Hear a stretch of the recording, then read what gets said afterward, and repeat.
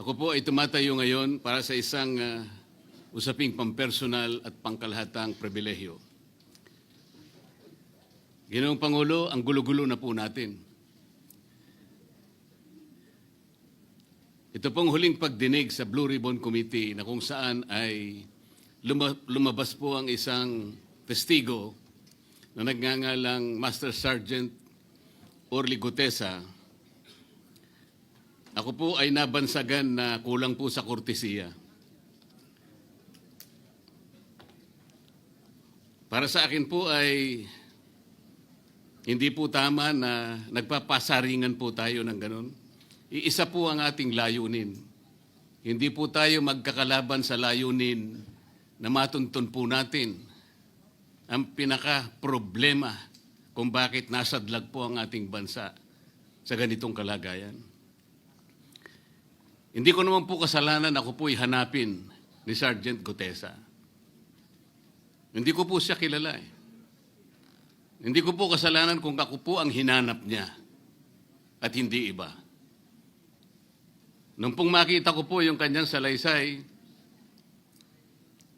ang sabi ko lamang po sa kanya ay, kung malakas ang loob mo talaga at naniniwala kang dapat mong gawin ito para sa iyong bansa, dalawa lang ang pwede mong gawin para sa akin. Ipanotaryo mo yan at kung malakas ang loob mo, bukas ng umaga bago mag-alas 9, kailangan nandun ka na sa Senado.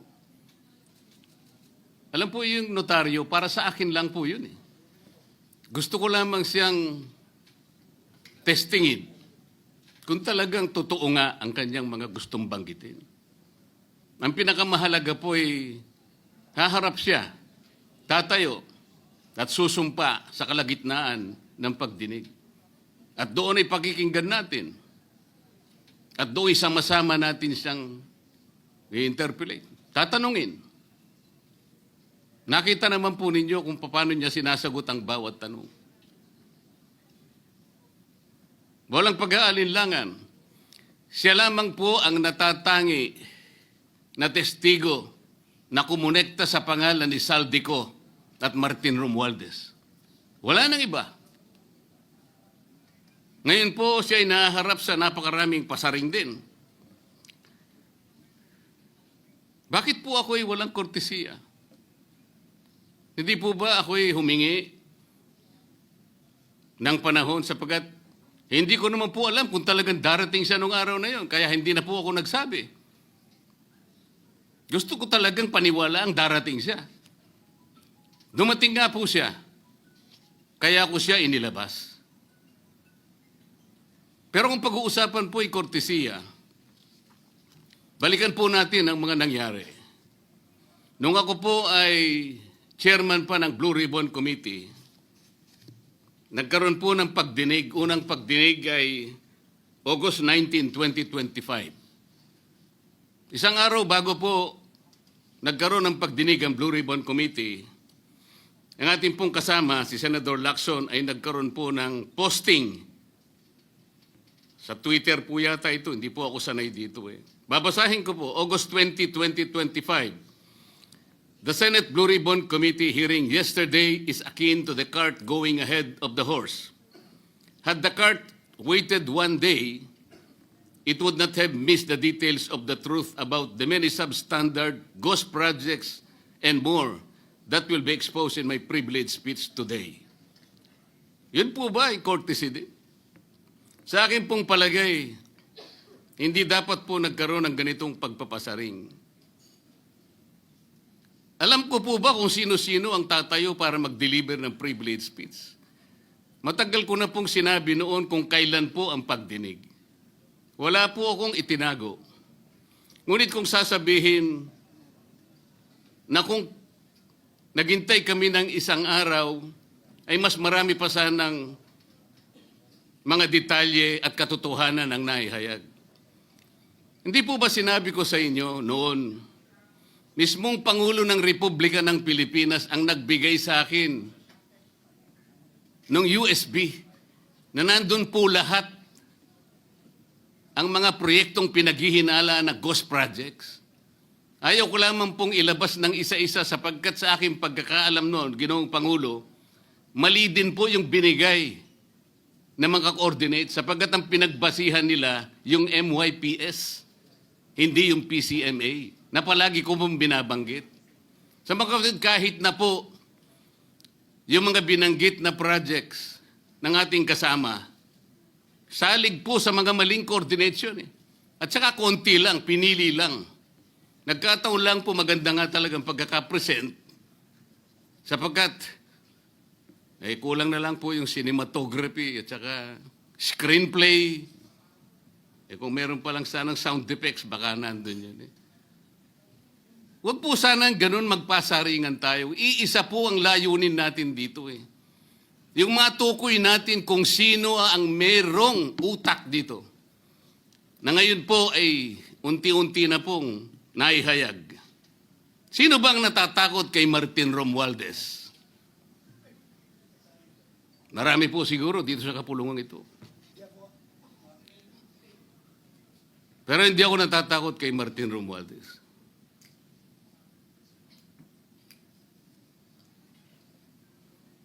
Ngayon po, kino-question po yung notarization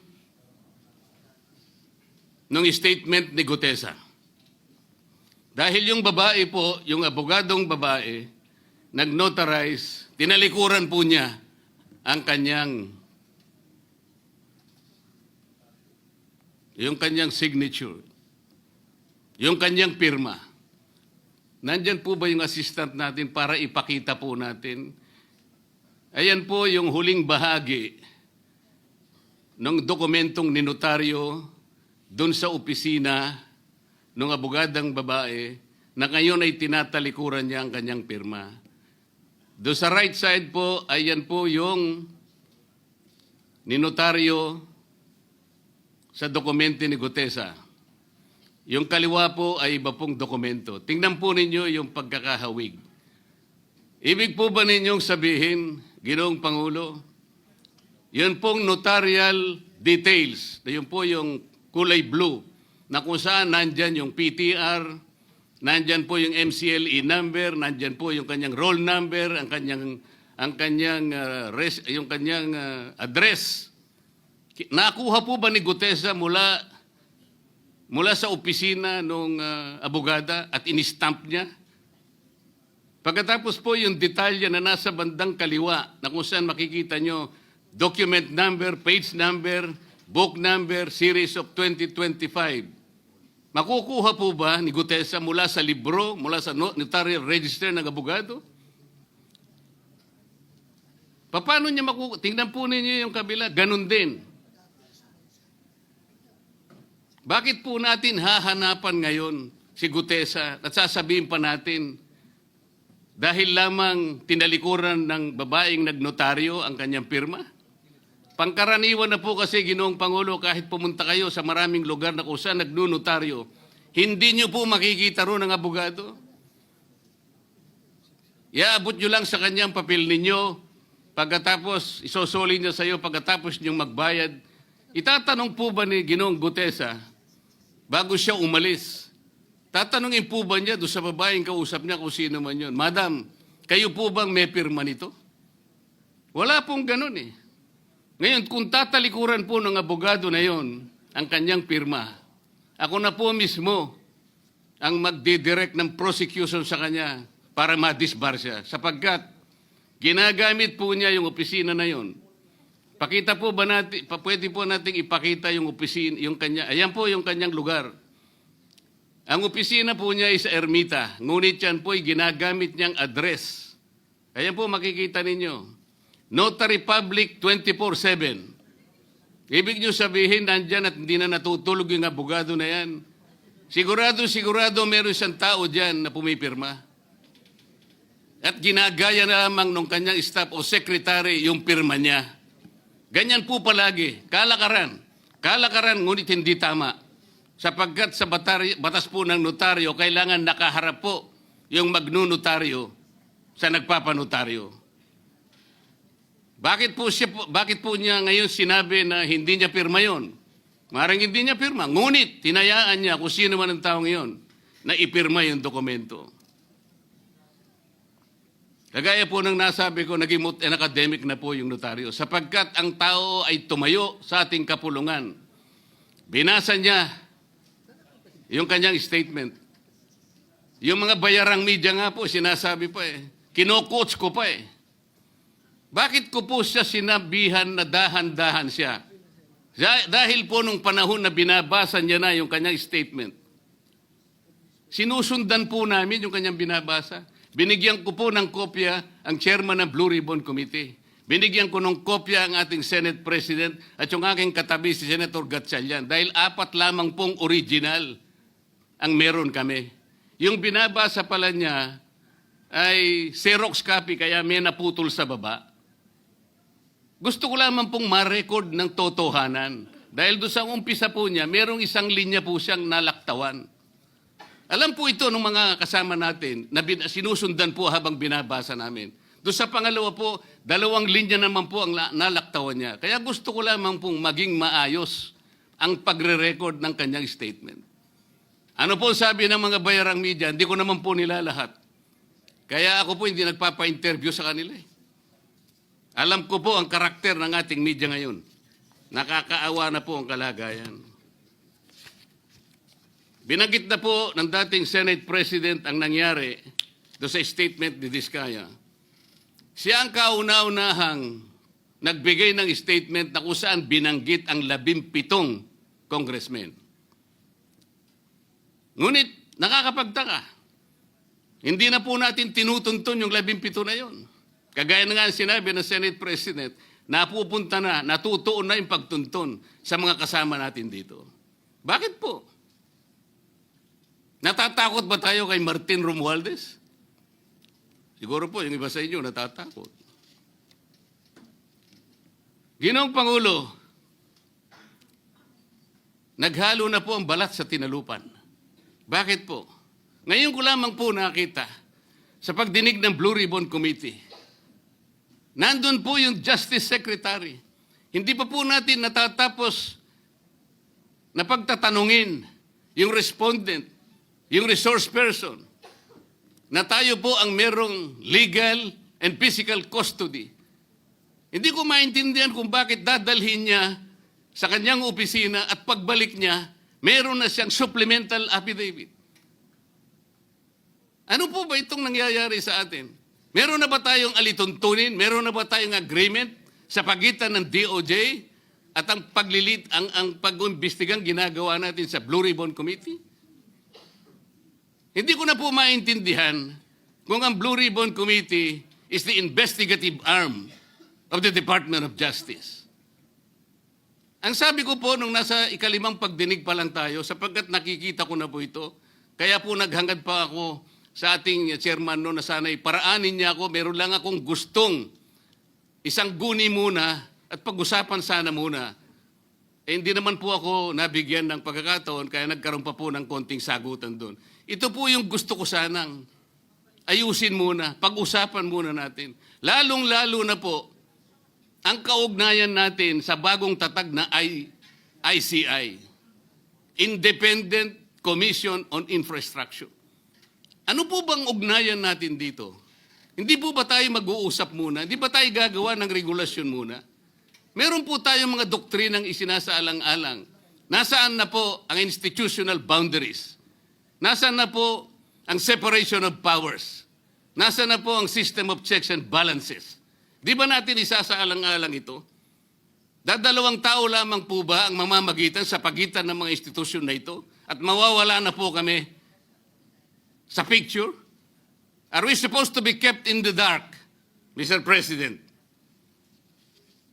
Yung po, kung mo ba sinabi ng ICI na isa sa kanilang mga poder, kapag ka nag-request po sila, makakakuha sila ng impormasyon sa House of Representatives, sa Senate, sa Korte, sa Sandigang Bayan, at kahit sinong otoridad.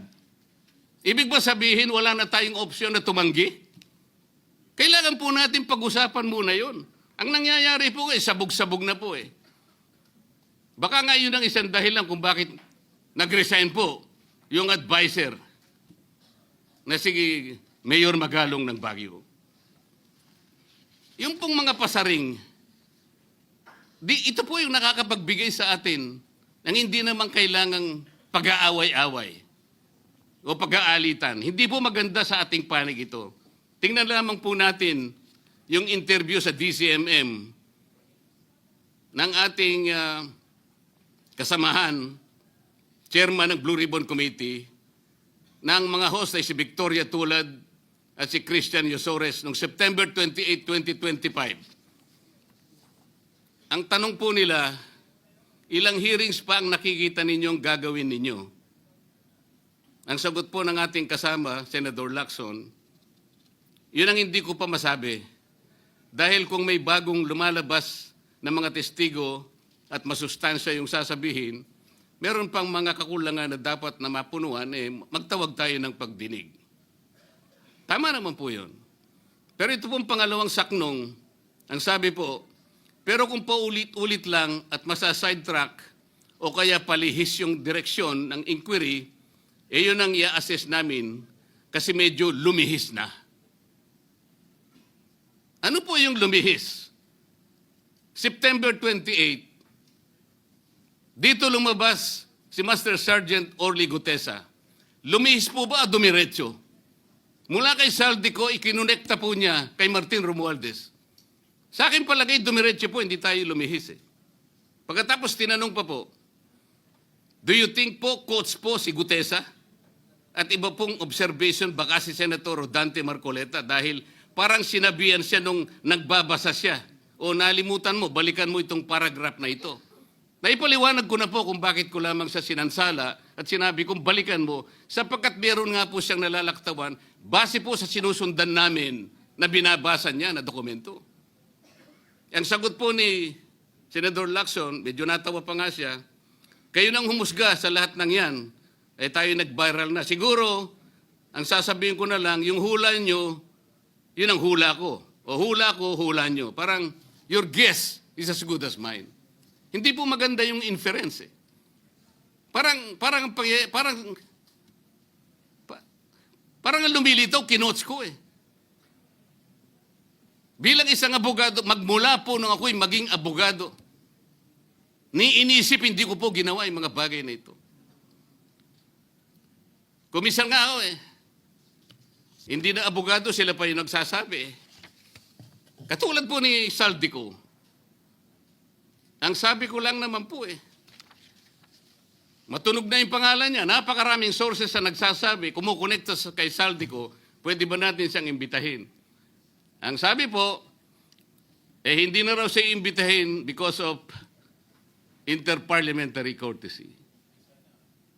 Ang sabi ko po, ang interparliamentary courtesy hindi po nalalabag kung iimbitahin lang siya. Halimbawa, invitation letter lang. Nagawa ko po yun kay Congressman Toby Chanco. Voluntaryo po yun Kung darating siya, salamat. Kung hindi siya darating, okay lang. Ngunit, ang pinag-uusapan natin ay problemang kasangkot na po ang kinabukasan ng ating bansa. Sasabihin ba natin interparliamentary courtesy?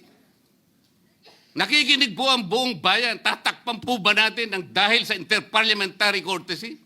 Nakasulat po ba sa bato yun? Absolute po ba yun? Yun po yung aking ikinasasama ng loob Hindi po tayo dapat mag-away-away. Iisa po ang ating layunin. Ang ating bansa ang pinaka-importante sa ating lahat. Bakit po kinakailangang ilihis natin? Bakit po tayo gagawa ng paraan para pagtakpan po natin ang hindi dapat pagtakpan? Ginoong Pangulo, ngayon po'y masasabi ko, si Master Sergeant Orly Gutesa ay mas credible pa po kaysa sa marami sa atin dito sa kapulungan ito. Si Master Sergeant Orly Gutesa, mas matapang kaysa sa mas marami dito sa ating kapulungan. Maraming salamat po, Ginoong Pangulo.